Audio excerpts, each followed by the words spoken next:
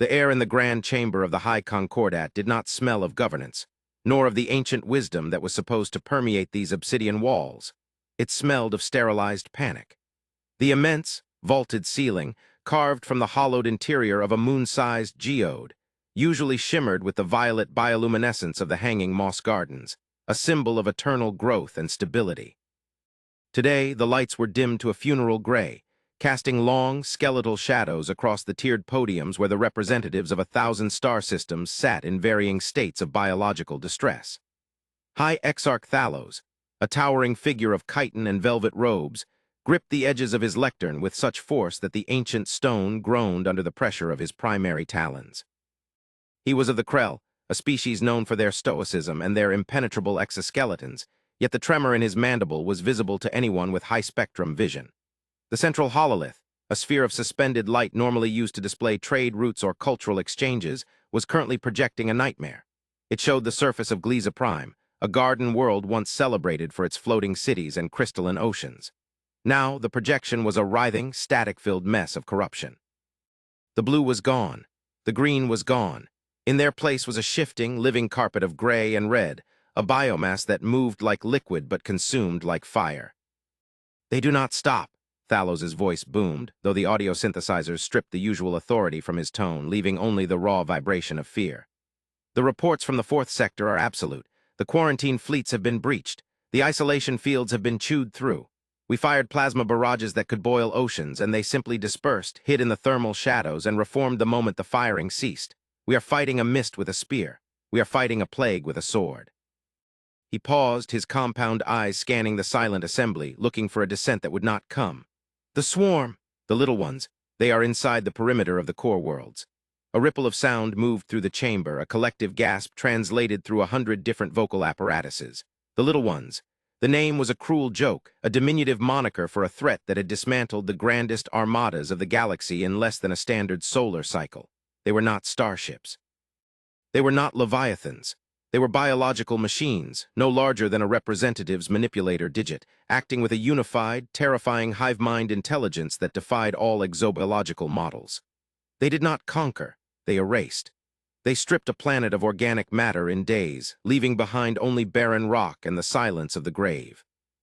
Ambassador Ylira of the Psionic Ascendancy floated in her anti-grav pod to the left of the central dais, her translucent skin shifting from a calm azure to a turbulent violet, betraying her inner turmoil. She did not speak with a mouth, but projected her thoughts directly into the neural implants of the gathered delegates, her mental voice usually soothing, now edged with psychic static. "We cannot fight them," she projected, the thought heavy with resignation. "We have attempted to commune. We have attempted to break their link. Their minds are too small, too numerous. It is like trying to telepathically halt a sandstorm. Every mind we touch is empty of ego, filled only with hunger and the directive to consume. To fight them is to fight nature itself. Perhaps it is time to discuss the Ark Protocol. We must abandon the outer rim." The suggestion hung in the heavy air like a toxic cloud. The Ark Protocol was the coward's exit, the dissolution of the Concordat, the scattering of species into the dark void between galaxies, hoping the swarm would not follow. "Abandon," the word was barked by General Grackner, a massive, furred quadruped from the warrior castes of the Rim. He slammed a heavy fist onto his console, shattering a data slate. "You speak of running while our kin are devoured. We have dreadnoughts, we have planetary crackers. If we must burn the worlds to save the sector, then we burn them, but we do not run." Thalos looked down at the general with pity. "You have burned 3 worlds already, General," the Exarch said softly. "And the little ones rode the debris of those shattered planets to the next system. Your violence spreads them like spores on the wind. Brute force has failed. Psionic intervention has failed. Biological counteragents were eaten before they could activate. We are running out of options, and we are running out of time." The silence that followed was suffocating. The galaxy, for all its advanced technology, its warp gates, and its Dyson swarms, was being undone by something primal, small, and infinite. The irony was bitter. They had prepared for gods and titans, for rival empires and galactic invaders in massive ships. They had not prepared to be eaten alive by the microscopic equivalent of galactic locusts. It was into this atmosphere of hopeless dread that the heavy bronze doors of the chamber, sealed since the session began to grind open. The sound was jarring, a mechanical intrusion into the organic despair. Heads turned, sensors focused, and security drones hovered uncertainly. No one was scheduled to enter.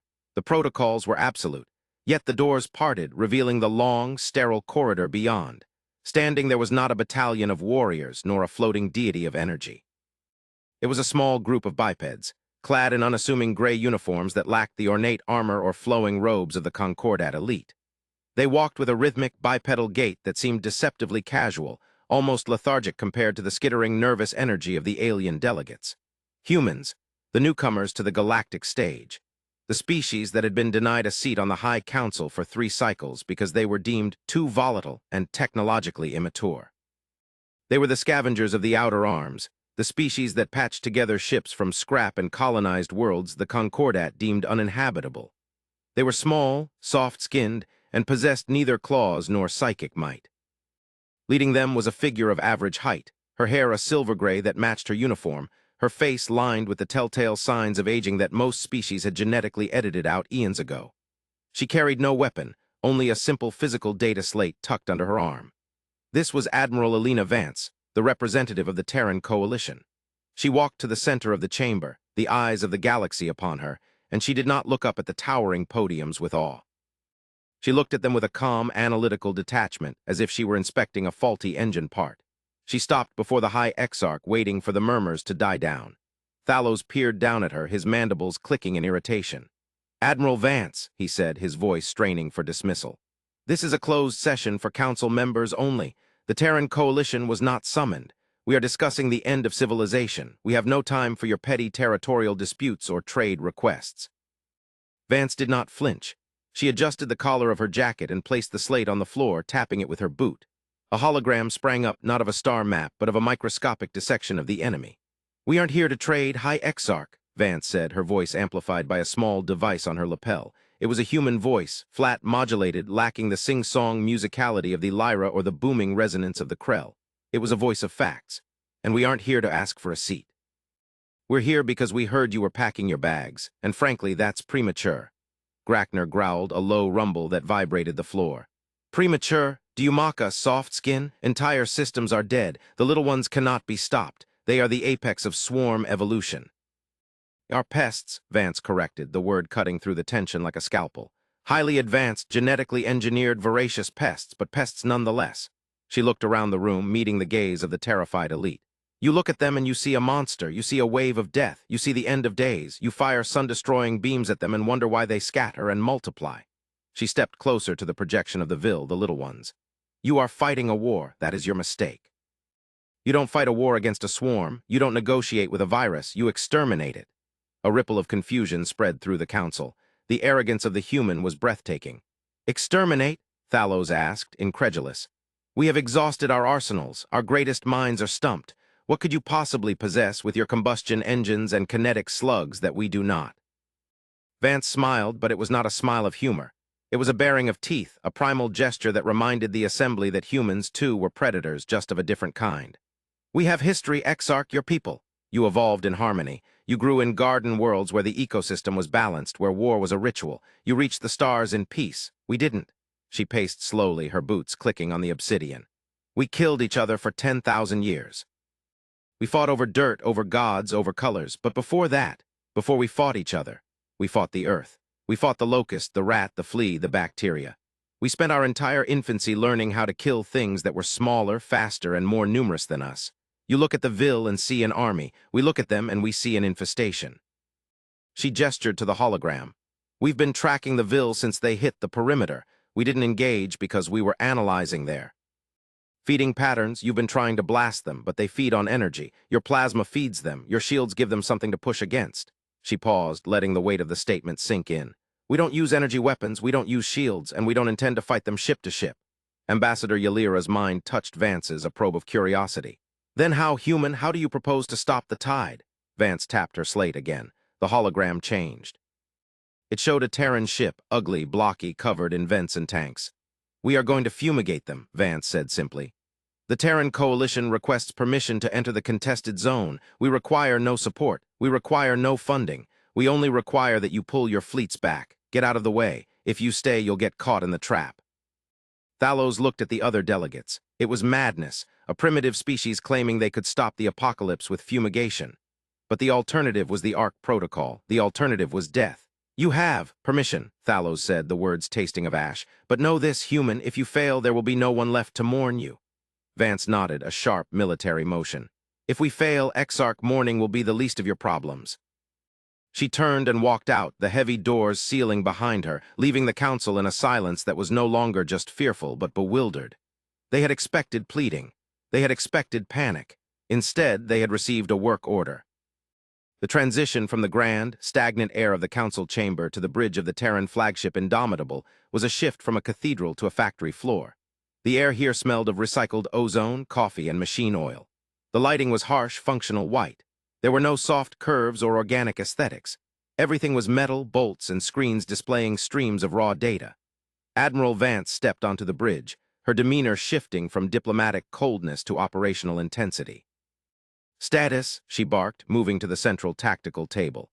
Captain Holloway, a man whose face was half-scarred from the wars of the Jovian separation, looked up from his display.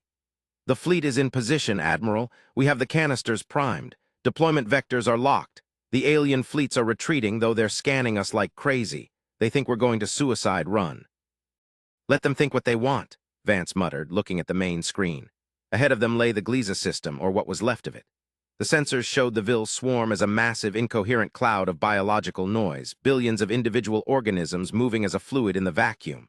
It was terrifying to behold, a living storm that blotted out the stars, but Vance didn't see fear, she saw a problem to be solved. "Engineering, give me the report on the payload," she ordered. The voice of the chief engineer crackled over the comms. "Payload is stable, Admiral. The compound is synthesized. We've double-checked the dispersal matrix. It's nasty stuff, ma'am. I wouldn't want to be within a light year of it without a suit." "Good," Vance said. "The Vil aren't soldiers, they don't have honor, they have biology, and biology has rules." She turned to the comms officer. "Open a channel to the fleet, all ships." The screen flickered, showing the captains of the 50 Terran vessels. They were not sleek warships, they were retrofitted haulers, mining barges, and industrial tankers. They looked like a junkyard fleet, rusted and scarred. But inside their bellies, they carried the product of human ingenuity born from desperation. "This is Vance," she said, her voice calm. "The galaxy thinks we're bringing a knife to a gunfight. They think we're sending brave men and women to die against a superior foe. They're wrong. We aren't soldiers today. We are exterminators. You know the drill. Maintain formation. Deploy the dampening fields to mask our approach. We get in close, we release the payload, and we get out. Do not engage individual Vil. Do not use kinetic weapons unless breached. Trust the chemistry. Vance out." The fleet moved. It was a slow, lumbering advance. To the distant sensors of the Krell and the Lyra observing from light years away, it looked pathetic. The Terran ships were flying directly into the maw of the beast. The Vil sensed them immediately. The swarm shifted, a billion tiny minds snapping to attention. They detected organic matter. They detected heat. The swarm lunged, a tendril of darkness stretching out across the void to engulf the leading Terran ships. "Hold steady," Vance ordered, watching the red mass fill the screen. "Wait for the density to peak, let them clump up." The bridge crew was silent, sweat beading on foreheads. The proximity alarms screamed. The Vil were grappling the hull. They could hear the skittering, the grinding of mandibles against the reinforced tritanium plating. "Hull integrity at 90%. Away reported, his voice tight. "They're looking for seams." "Now," Vance whispered, "execute protocol, silent spring." From the flanks of the Terran ships, thousands of vents blasted open. They did not fire missiles. They did not fire lasers. They vented gas. Immense, billowing clouds of thick, opaque vapor erupted into the vacuum. In normal physics, gas would disperse instantly in space. But this was not normal gas. It was a heavy, polarized aerosol bound together by a weak magnetic field designed to cling, to spread like oil on water. It was a neurotoxin of purely human design, a cocktail derived from the deadliest nerve agents and insecticides in Earth's history, modified for vacuum persistence. The Vil, driven by simple biological imperatives, surged into the clouds, expecting resistance, expecting energy to feed on. Instead, they inhaled or absorbed through their spiracles, the agent. The effect was not explosive. It was not cinematic in the way the galaxy understood war. There were no fireballs. There was just cessation. The front line of the Vil swarm, comprised of millions of entities, simply stopped moving. Their nervous systems, overloaded by a toxin that blocked their synaptic firing, seized up. They didn't die immediately, they went catatonic. The hive mind, reliant on the constant feedback of its members, suddenly hit a wall of silence. The swarm panicked. The intelligence that directed them relied on cohesion. As millions of units went dark, the network fractured. The Vil behind the front line collided with the paralyzed bodies of their kin, creating a massive biological traffic jam in space. Phase 2, Vance commanded. Ignite the catalytic beacons. The Terran ships launched small drones into the heart of the gas clouds. These drones emitted a specific high-frequency pulse. The gas, reacting to the sonic pressure, ignited not with heat but with a cold, chemical reaction that broke down organic bonds. The paralyzed Vil began to dissolve. Their exoskeletons softened, their internal fluids boiled in the vacuum, and their biomass lost cohesion. The cloud of terror became a cloud of soup. On the observation decks of the distant High Concordat fleet, High Exarch Thalos watched the telemetry with disbelief. What are they doing?" he whispered. "The readings, the Vil are dying by the billions, the swarm is breaking apart." General Grackner stared at the screen, his warrior instincts unable to process the lack of battle. "They aren't fighting," he rumbled, a strange note of horror in his voice. "They are cleaning." Back on the Indomitable, the work continued. It was grueling, methodical work. The Terran fleet moved through the system, laying down corridors of toxin, creating barriers of death that the Vil could not cross. When the swarm tried to flank, the humans anticipated the movement, deploying containment drones that herded the enemy back into the kill zones. It was a display of cold, calculated efficiency. Humans had not brought warrior honor to the stars. They had brought the ruthless logic of the industrial slaughterhouse. They understood that the Vil were not an enemy to be respected, but a biomass to be processed. For 3 days, the operation continued. The Terran ships took damage, hulls were breached, crews were lost to the vacuum or the few Vil that managed to board. But for every human lost, 100 million Vil were liquidated. The swarm, for the first time in its history, knew fear, or rather it knew the absence of victory. It recoiled. The hive mind, realizing that this prey was toxic, that this sector was a death trap, signaled a retreat. The great cloud of darkness that had swallowed the stars began to pull back, flowing away from the Gliese system, away from the core worlds, retreating into the deep dark of the uncharted zones. "They are running," Holloway said, leaning back in his chair, exhaustion etched into his face. "We actually did it. We broke the feed loop." Vance did not celebrate. She watched the retreating mass on the screen. "We bought time," she said. "We didn't kill them all. We just proved we aren't edible." She tapped the comms. "All ships, cease dispersal, initiate cleanup protocols. I don't want any of that toxin drifting into a habitable orbit. We're here to save the neighborhood, not poison the well." The return to the High Concordat was different this time. The doors to the grand chamber were open before Vance even arrived. The hallways were lined with honor guards from a dozen species. When she entered the amphitheater, there was no silence. There was a cacophony of noise, the clapping of hands, the stomping of hooves, the chiming of synth voices. The galaxy was cheering. Thalos stepped down from his high podium, meeting Vance on the floor, a gesture of unprecedented equality. "Admiral Vance," he said, his voice trembling with genuine emotion. "You have done the impossible. You have saved the High Concordat. You have saved us all. We misjudged you. We saw your lack of energy weapons, your small stature, and we saw weakness. We did not see the strength of your ingenuity." Vance accepted the praise with a nod, but her expression remained grave. "We did what was necessary, Exarch. We are good at survival. It's what we do." Ambassador Ylira floated forward, her mind touching Vance's with a mixture of awe and fear. "The toxin. It was horrific, effective, but horrific. It speaks of a species that has known great darkness. To create such a thing requires an intimate knowledge of death." Vance looked at the psychic. "We are a paradox, Ambassador. We are the doctor and the disease. We had to be to survive our own cradle." But the celebration was cut short by a signal. It came from the Indomitable, patched directly to the Council's central hololith. "Admiral," Holloway's voice was urgent.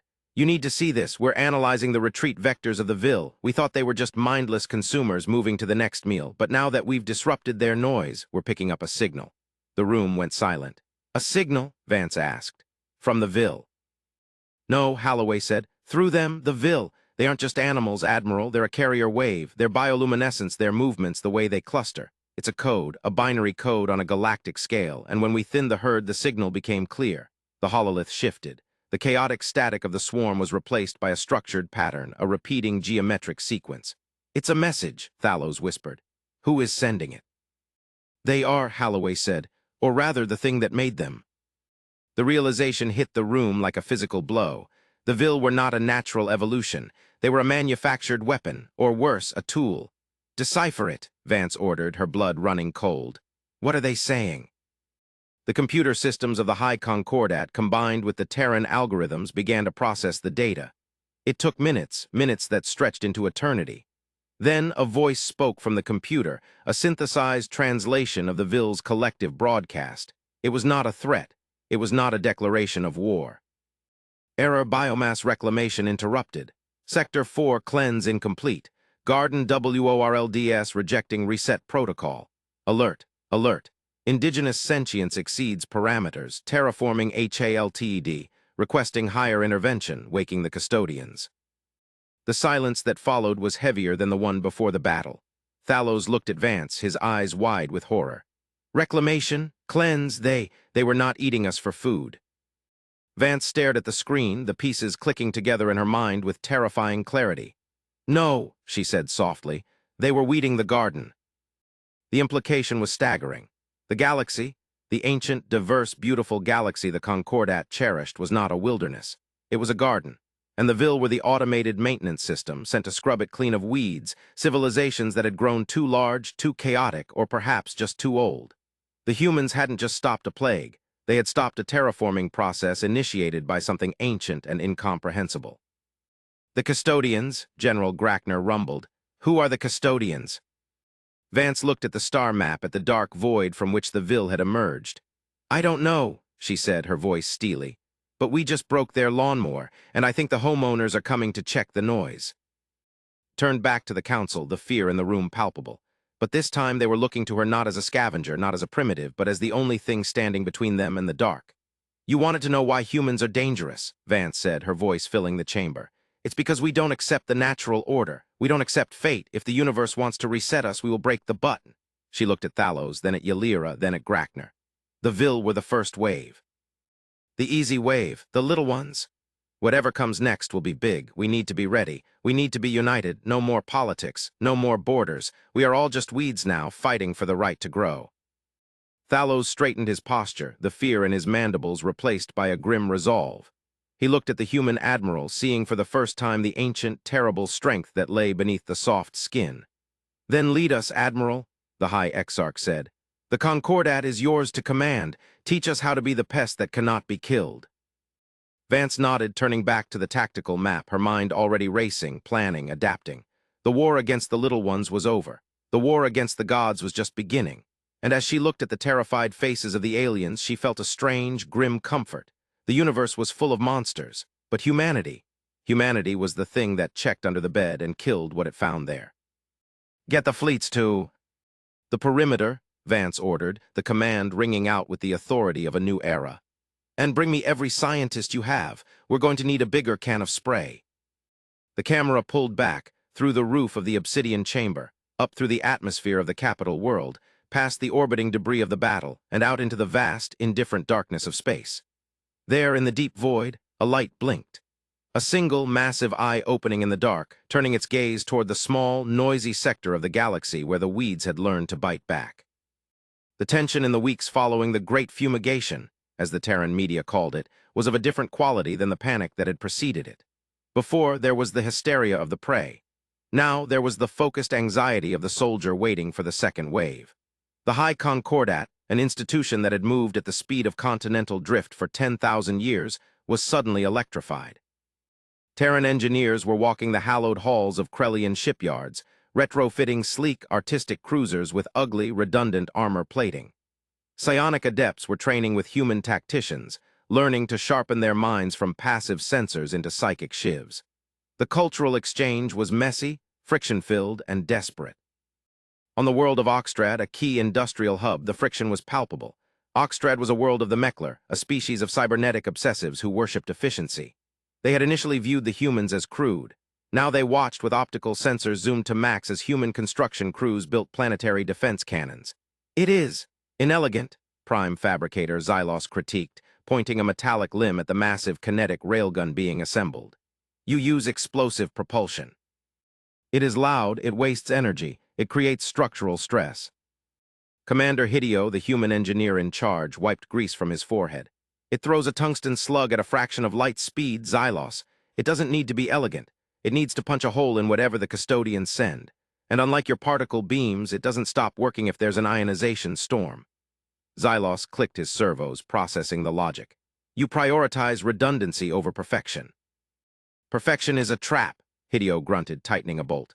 Perfection means if one thing goes wrong, it all fails. We build things to break, but keep working anyway. That's humanity in a nutshell. Xylos stared at the human, his logic cores spinning. This was the fundamental difference. The aliens of the Concordat sought to master the universe, to align with its laws. Humans assumed the universe was trying to kill them and built accordingly. While the defenses were bolstered, the diplomatic landscape shifted tectonically. Admiral Vance found herself the de facto supreme commander of a joint species armada. The Terran Doctrine, a philosophy of asymmetric warfare, scorched Earth retreat strategies, and psychological warfare, became the required reading for every alien general. It was a strange inversion. The ancient races, with their history of art and philosophy, were learning the art of the gutter brawl from the youngest species in the room. But the true horror lay in the silence. The signal from the Vil had ceased. The deep-range sensors, now boosted by Krellian crystal tech and Terran signal processing, stared into the abyss. Nothing, no movement, no energy spikes, just the stars. It was the silence of a predator holding its breath. It broke 40 days after the victory at Gliza. The sensors at Outpost 9, a lonely listening station on the edge of the galactic spiral, didn't scream. They simply died. One moment the telemetry was green, the next the data feed was cut, then Outpost 8. Then the perimeter buoys. It wasn't a fleet moving in. It was a shadow. It's an obscuration field, Vance said, staring at the main display in the war room, a newly constructed bunker deep beneath the surface of the Concordat capital. Whatever is coming, it's masking its approach by bending light around it. We're not seeing the ships. We're seeing the holes in the stars. Scale? Thalos asked, his voice steady now. He had spent the last month in the simulation pods, fighting virtual wars alongside human marines. He had learned that fear was useless unless it fueled action. Massive, the sensor officer reported. Gravitational lensing suggests 3 objects planetary mass. The room went cold. Ships the size of planets, the custodians. They aren't sending a fleet, Vance said, her eyes narrowing. They're sending the gardeners. The objects decloaked as they crossed the heliopause of the frontier system of Vega. They were not ships in the conventional sense. They were geometric shapes, perfect tetrahedrons, blacker than the void, absorbing all light that touched them. They were silent, majestic, and terrifying. They did not maneuver. They simply translated through space, ignoring. Inertia. Hail them, Vance ordered. Let's see if they talk before they weed. The response was immediate, overriding all channels, broadcasting directly onto every screen, every datapad, every retinal implant in the system. It was not a voice. It was a concept, downloaded directly into the minds of the observers. Anomaly detected. Infestation confirmed. Species designation Homo sapiens. Threat level viral. Previous sanitization failed. Initiating sterilization protocol 9. Prepare for recycling. Recycling, General Grackner snarled. I do not wish to be recycled. Then we fight, Vance said. All fleets intercept vectors, execute Plan B. Plan B was madness. Plan A had been the toxin, the silent spring.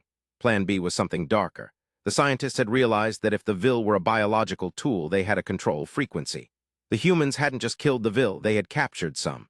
In labs shielded by meters of lead and force fields, Terran xenobiologists had been dissecting the survivors, probing their neural clusters. They found the receiver, and they had built a transmitter. The Allied fleet, a swarm of Krell dreadnoughts, Lyra cruisers, and Terran bricks, moved to engage the tetrahedrons. The size difference was laughable. The Allied ships looked like dust motes against the pyramids. The custodians didn't even fire at first. They simply emitted a field, a gravity wave that crushed the nearest ships like tin cans. Pull back, Vance yelled as the leading cruiser crumpled. Range is too short, use the relay. The relay was a chain of satellites the humans had deployed. They weren't weapons. They were speakers, massive amplifiers. Activate the scream, Vance ordered. The scientists flipped the switch. The satellites blasted a signal at the tetrahedrons. It wasn't random noise. It was the Vil's own panic signal, amplified 1 billion times, mixed with a chaotic feedback loop of human music, Krell war chants, and raw mathematical nonsense. It was a denial of service attack on reality. The leading tetrahedron slowed. The signal was interfering with its guidance systems. The perfect order of the custodians could not handle the chaotic influx of data. They were machines of order, built to prune quiet, predictable gardens. They were not built to handle a rock concert mixed with a scream of defiance. "It's working," Holloway shouted. "Their shields are flickering, they're trying to filter the noise." "Hit them now," Vance commanded. "Everything we have." The fleet opened fire. This time they didn't use precision. They used brute force. Kinetic slugs, plasma beams, antimatter torpedoes, everything the galaxy had invented to kill itself was poured into the flickering shield of the lead tetrahedron. The shield held for a moment, then shattered. The black material of the hull was exposed. The barrage struck home. Explosions blossomed on the surface of the monolith. It didn't destroy it. The thing was the size of a moon, but it hurt it. Chunks of the black geometry blasted off into space. "Error," the voice returned, this time sounding strained, fragmented. "Logic flaw detected, prey species exhibits. Coordination, improbable, recalculating." "Don't let them calculate," Vance yelled. "Boarding parties, go." This was the insane part of the plan. You couldn't destroy a planet ship from the outside. You had to kill it from the heart. Hundreds of small pods launched from the Terran ships. They were drilling pods designed for asteroid mining. They slammed into the surface of the tetrahedron, diamond-tipped drills screaming as they bored through the hull. Inside the pods were not just humans. There were Krell warriors armed with plasma axes. There were Lyra psychics, their minds shielded. And there were humans carrying portable nukes and computer viruses. The interior of the tetrahedron was a maze of light and crystal. No corridors, just data streams. The boarding parties fought against the ship's internal defenses, constructs of hard light that looked like angels, burning with sterilization beams. Sergeant Miller, a Terran Marine, ducked under a beam that took the head off a Krell warrior. "Move up!" he screamed, firing his mag rifle at the light angel. The bullets passed through, but the disruption caused the construct to flicker. "Use the disruptors." A Lyra adept behind him thrust her hands forward, a blast of psychic static hitting the construct. The light shattered.